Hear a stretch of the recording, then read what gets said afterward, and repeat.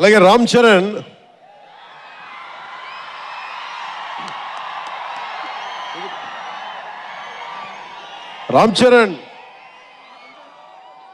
అంటే నేను రామ్ చరణ్ ఉన్నప్పుడు నేను పుట్టినప్పుడు నేను ఇంటర్ ఇప్పుడు చదువుతున్నాను. ఇంటర్ చదువుతున్నప్పుడు నాకు అన్నయ్యకి అబ్బాయి పుట్టాడని చెప్తే ఇంట్లో నామకరణం చేశారు. నామకరణం చేసినప్పుడు మా నాన్నగారు పెట్టిన పేరు మా ఇంట్లో అందరికీ ఆంజనేయ స్వామి పేరు రావాలి, మా ఇంటి దైవం అని. రామ్ చరణ్కి రాముడి చరణాల దగ్గర ఉండేవాడు ఎవడో హనుమంతులు, ఆంజనేయ స్వామి. నిత్యం బలం ఉండి కూడా వినయ విధేయతలతో ఉండే వ్యక్తి ఆంజనేయ స్వామి. అంటే ఎంత ఎదిగినా, ఎంత శక్తిమంతుడైనా, అణిమాది అష్టసిద్ధులున్నా తన శక్తి తను తెలియకుండా ఎదిగే కొద్దీ ఒదిగుండే ఆంజనేయ స్వామిలాగా ఇతనికి రామ్ చరణ్ అని పేరు పెట్టాలని చెప్పి మా నాన్నగారు ఆలోచన చేసి తనకి రామ్ చరణ్ అని పెట్టారు.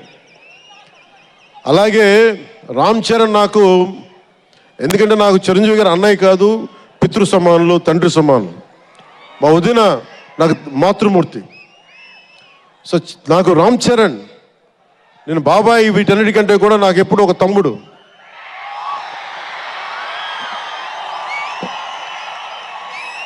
చిన్నప్పుడు బాగా ఏడిపించేవాడిని. అంటే నేను ఇంకా బద్ధకంగా ఉండేవాడిని. అంటే కరెక్ట్గా చెప్పాలంటే నేను తమ్ముడు సినిమాలో నా క్యారెక్టర్ లాగా ఉంటే, రామ్ చరణ్ 7 ఏళ్ల వయసు, నా రెండో కొడుకు అంత వయసు ఉండేది. ఇప్పుడు ఆ వయసులో తెల్లవారుజామున చలిలో హార్స్ రైడింగ్ నేర్చుకోవడానికి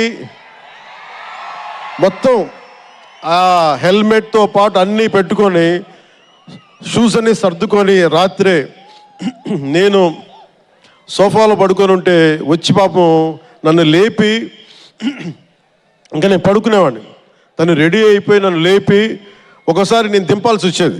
ఇష్టంతో కాదో తప్పక, లేదు తిడతారు ఇంట్లోనే. అంటే అంత క్రమశిక్షణతో ఉండేవాడు చిన్నప్పటి నుంచి. నాకు రామ్ చరణ్లో నచ్చింది ఏంటంటే ఇంత ప్రతిభా సమర్థత ఉందని ఎప్పుడు తెలియదు ఎవరికి కూడా. ఇంత శక్తి సమర్థత ఉంది ఈ వ్యక్తులు ఎప్పుడు మాకు తెలియలేదు. ఎప్పుడు ఇతను నేను డ్యాన్స్ చేయటం ఎప్పుడు చూడలేదు నా లైఫ్లో, సినిమాలో తప్ప. ఇంక సినిమాలో మాకు వ్యక్తిగత జీవితం నేను ఎప్పుడు చూడలే. అసలు మ్యూజిక్ వేస్తే కాలు కూడా ఆడించడు, కానీ అంత అద్భుతమైన డాన్సర్.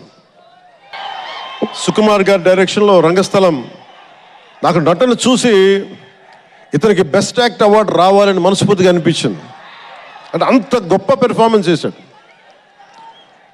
భవిష్యత్తులో ఇతను ఉత్తమ నటుడు కూడా కావాలి, ఉత్తమ నటుడు అవార్డు అందుకోవాలి. ఎందుకంటే తనకి ఇక్కడ పెరగల, ఆంధ్రాలో పెరగల. కీలకమైన సంవత్సరాలన్నీ తమిళనాడులో పెరిగాడు, కొంత హైదరాబాద్లో, తెలంగాణలో పెరిగాడు. ఇక్కడ గోదావరి జిల్లాల తాలూకు భావాలు, కల్చరు ప్రత్యక్షంగా ఎప్పుడు చూడాల. అవన్నీ తెలియకుండా ఆ క్యారెక్టర్లో ఇమిడిపోయి కొన్ని తరాలుగా గోదావరి తీర ప్రాంతంలో పుట్టిన వ్యక్తిగత యాక్ట్ చేసిన విధానం చూస్తే నాకు అమితంగా నాకు నచ్చింది. అంటే అంత గొప్ప నటుడు ఉన్నాడు. చిరంజీవి గారి వారసుడు అలా కాకపోతే ఇంకెలా ఉంటాడు. చిరంజీవి గారికి తగ్గ వారసుడు